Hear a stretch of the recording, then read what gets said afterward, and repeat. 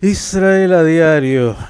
Cuando hace una semana la teníamos con nosotros, decíamos en Israel lo que pasa en unos segundos, no pasa en otros lugares del mundo en años. Claro, no podíamos en ese momento imaginar que se iba a desatar la guerra de las guerras, aunque venía tan anunciada por años, que significa esta operación que se está llevando a cabo de este león ascendente que intenta finalmente derrocar el poder nuclear de Irán y ojalá también a los ayatolas. Vamos a ver qué nos puede comentar quien está mirando sobre todo lo que dicen los medios israelíes y el mundo y viviendo la realidad de sobrevivir a una guerra más. Me refiero, y no es una guerra más, Roxana Levinson. Roxana, buenas tardes para ti, gracias como siempre.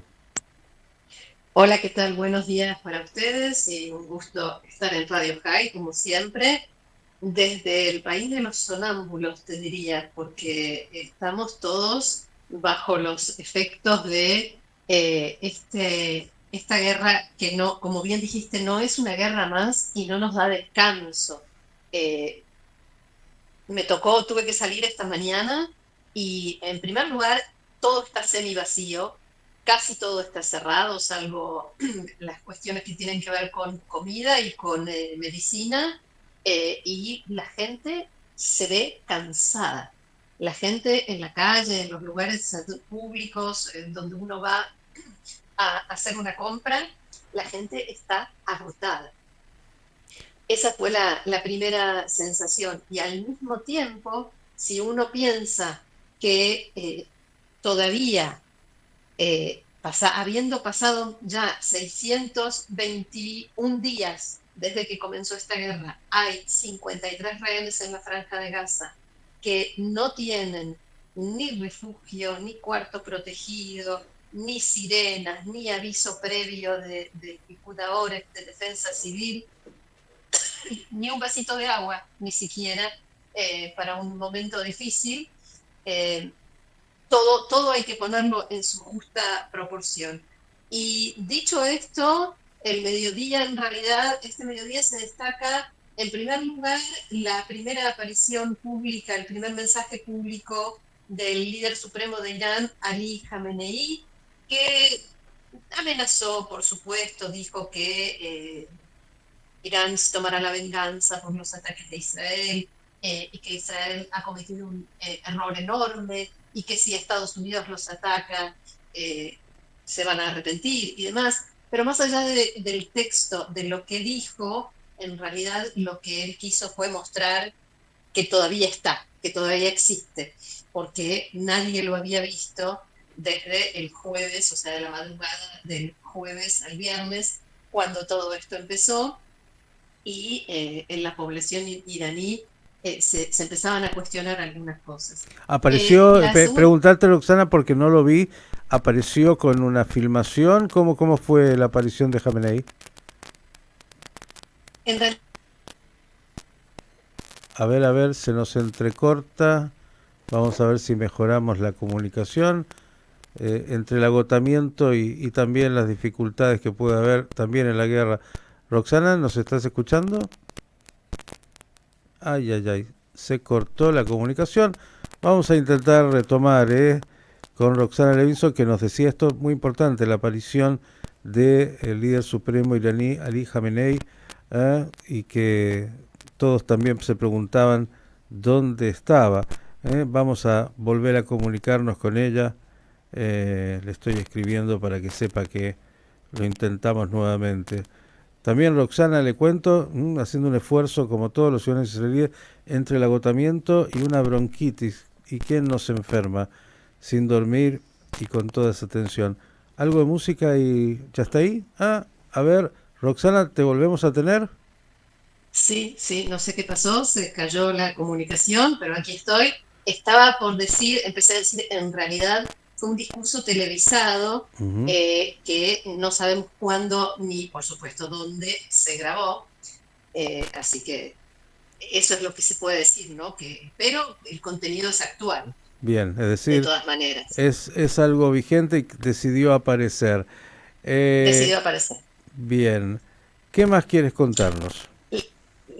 La segunda cuestión es que nos están diciendo en este momento que Picud ahora Defensa Civil empieza como a distender un poco más estas normas que tenemos.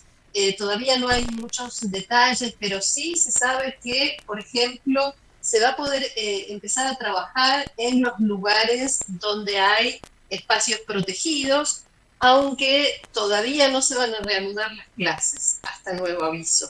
Con lo cual ya se puede vislumbrar el próximo problema en el horizonte, porque ¿qué harán las personas que tienen que ir a trabajar en lugares donde tienen espacios protegidos y tengan al mismo tiempo a sus hijos sin clases en casa?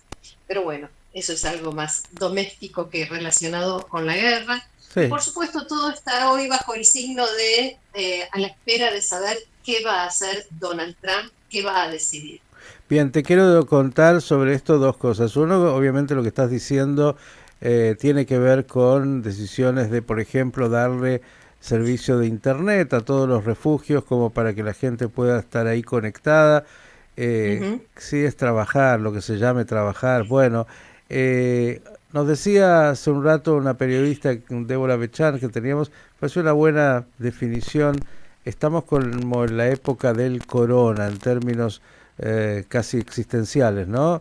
Entre la incertidumbre y encerrados cada uno en el lugar que le toca, más o menos se mueve un poquito a ir a lo esencial a comprar o te pides el alimento a casa, pero esta es un poco la realidad, ¿no? Ahora, Sí, pero hay una diferencia con el corona y es positiva. Y es el hecho de que la gente se puede reunir. Por ejemplo, en los refugios públicos, mm, en los lugares donde la gente no tiene cuarto protegido, los vecinos se ayudan, se acompañan y pasan juntos esos momentos que no son cortos precisamente, de tanta tensión, de miedo, con chicos chiquitos y demás. Y por lo menos esa es una diferencia digamos, más positiva que la época del corona, que era de más aislamiento. ujú, sí, la contención de unos a otros frente Uh -huh. al horror, frente a esto de no poder dormir. Ayer con algún amigo decíamos tortura china, ¿no? Decían en las viejas Sí, épocas eso de no sí. dejarte dormir. Y parece que es la metodología que los ayatolas definieron para estas últimas noches, que han lanzado menos cantidad pero más seguida, como para no darte mucho respiro. Sí, pero hay algo que también se comentó en los medios y decían lo siguiente, al principio atacaron solamente de noche, de pronto, y no me preguntes qué día porque como no dormimos no sé en qué día vivo, pero de pronto creo que hace 2 tardes sonó una sirena en medio de la tarde, como a las 4 de la tarde. Ayer tuvimos tarde, anochecer, madrugada, o sea, hay un intento también de confundirnos, de no seguir un patrón. Ujú, Y esto que decís de la cantidad de misiles, porque los primeros contraataques fueron con una gran cantidad de misiles balísticos al mismo tiempo, que como sabemos lamentablemente causaron enormes pérdidas de vidas y daños materiales también. En los medios israelíes se preguntaban por qué, si esto es una estrategia o es una necesidad del enemigo. O sea, una posibilidad es que se trate de lo que se llama economía armamentística, o sea, que Irán está tratando de no gastar, dicho esto entre comillas, tantos misiles porque sabe que de todas maneras, cuando un misil está en camino hacia Israel, es una gran cantidad de gente la que tiene que ir a los refugios y con eso cumple uno de sus objetivos, no ujú, todos, por supuesto. También podría llegar a tratarse de una, o sea, esto podría ser parte de una táctica, ¿no? De desgastar, ujú. de agotar a la ciudadanía israelí y confundirnos, como decía recién. Y otra posibilidad es que no disparen más misiles todos al mismo tiempo, sencillamente porque no pueden, porque los ataques de la Fuerza Aérea Israelí están haciendo su efecto, no solamente en la cantidad de misiles que se están destruyendo, sino sobre todo de lanzaderas, porque Ujú. un país puede tener decenas de miles e incluso centenares de miles de misiles en su poder, pero si no tiene desde dónde dispararlos, no le sirven para nada. Entonces, esa puede ser una de las posibilidades a las que apuntaban los medios en las últimas horas, que puede ser uno de los efectos que estaría teniendo este ataque israelí. Todas las De todas posibilidades, maneras, todas las posibilidades abiertas. Y yo quería acompañar esto que estás diciendo para la audiencia, para entender la magnitud, ¿no? Porque hace un rato hacía memoria la guerra del Golfo en el año 91, esa que fue contra Saddam Hussein y ya pasó una eternidad, ¿no? Digo, de verdad pasó una eternidad, pero que fue la primera gran guerra tal vez televisada del mundo, donde veíamos y era muy sí, apocalíptica. Bueno, duró entre el 17 de enero y el 28 de febrero, fue un mes y 10 días y estaba encabezada por los Estados Unidos y una enorme coalición de países. Digo, muestra hasta dónde la industria, entre otras cosas, de el arma, de lo militar, tiene recursos, ¿no? Todo lo que Israel en estos 6 días ha destruido de las capacidades militares de Irán, pero sigue teniendo mucho más. así es. Y lo que queda por hacer, ¿no? El trabajo que queda por delante, eso sin haber entrado en todo lo que son las instalaciones nucleares y las instalaciones subterráneas de las que Israel no puede hacerse cargo solo. Sin duda que Irán, o sea, el régimen de los ayatolás, el régimen de la República Islámica, ha dedicado todas estas décadas y presupuestos descomunales a desarrollar armamento convencional, a tratar de o a encaminarse a desarrollar armamento nuclear a expensas de la ciudadanía, ¿no? Y a expensas de la economía del país. A esto, por supuesto, se le suma la represión, la falta de libertades, la falta de libertad de expresión, y todo lo que ya conocemos que sucede en la República Islámica. O sea, no es solamente la amenaza existencial contra Israel, sino en qué basa el régimen iraní esa amenaza existencial que dirige hacia Israel y hacia Occidente, porque Ujú. también está amenazando a Estados Unidos con atacar sus bases. O sea, no es Israel, como dijo ayer el canciller alemán, Israel está haciendo el trabajo sucio para todos nosotros. Como tantas veces. Ahora, ¿cuántos temas?